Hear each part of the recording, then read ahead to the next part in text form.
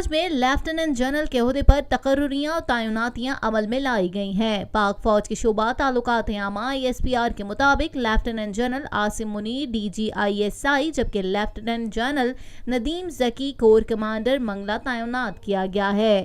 ISPR کے مطابق lieutenant general Abdul Aziz کو ملٹری سیکرٹری GHQ جبکہ لیفٹیننٹ جنرل وسیم اشرف کو IG آرمز تعینات کر دیا گیا ہے۔ ISPR کا کہنا ہے کہ lieutenant general Azhar Saleh Abbas chief of logistic, lieutenant general Muhammad Adnan vice chief of general staff اور لیفٹیننٹ جنرل شاہین مظہر کو کور کمانڈر پشاور تعینات کیا گیا ہے۔ پاکستان میں پہلی مرتبہ حالات حاضرہ کے مختصر مگر جامع پروگرامز، خبروں، تبصروں کے علاوہ دیگر سماجی، تجارتی، ثقافتی، تفریحی، معلوماتی، مذہبی، تعلیمی، صحت اور بچوں کے پروگرامز صرف TNN TV پر۔